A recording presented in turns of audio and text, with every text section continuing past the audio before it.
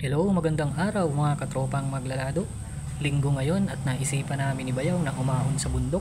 At ito nga pala yung sapa dun sa dulo ng urban. Ayan, berdeng berde ang tanawin. At dito naman sa una-unahan ay nadaanan namin itong palayan. Napakalawak ng palayan, berdeng berde ang tanawin. Wala pong irrigation ito mga katropa. Nasa puntod. At ito pa mga katropa, dito banda ay tanaw na tanaw ang tuktok ng Mount Bagakay. Tanaw na tanaw mo din ang berdeng tanawin. At dito ay dadaan kami sa tulay. Medyo baha nga pala yung sapa mga katropa.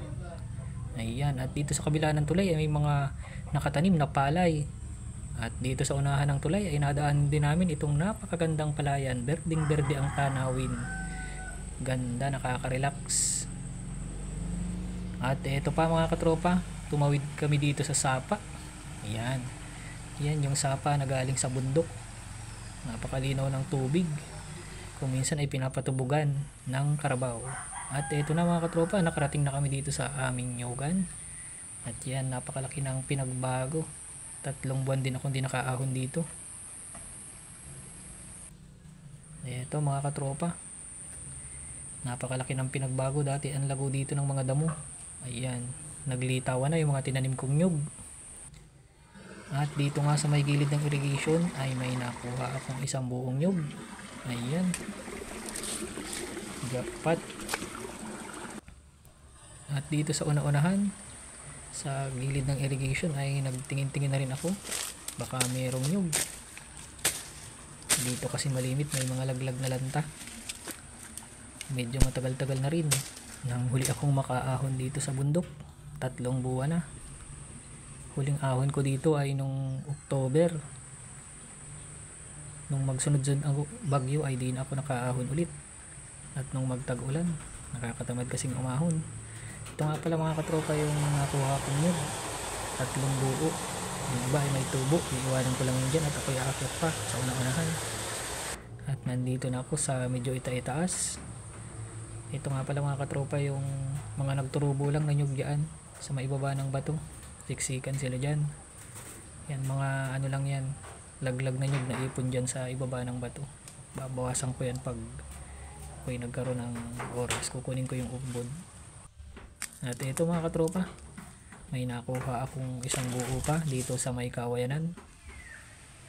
Ayan, ang ganda ng tanawin mga katropa. Mula dito sa taas ay tanaw na tanaw yung mga nagsasabsab na kalabaw.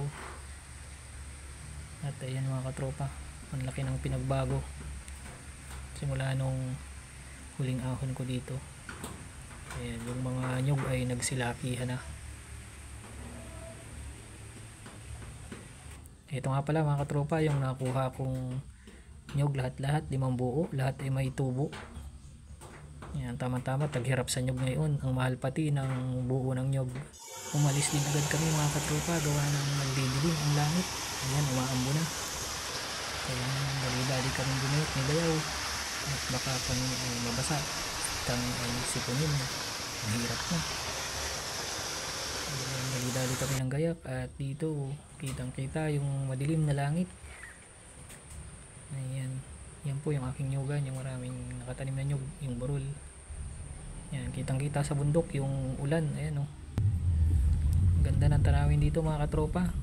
Ayan, dito sa may malapit na sa may urban, berdeng berde ang tanawin. Ayan, nakaka-relax pag ganitong tanawin ang makikita mo. Ayan, nakakatanggal ng stress. Berdeng berde ang tanawin. Ayan, yung tuktok ng Mount Bagakay, may ulap.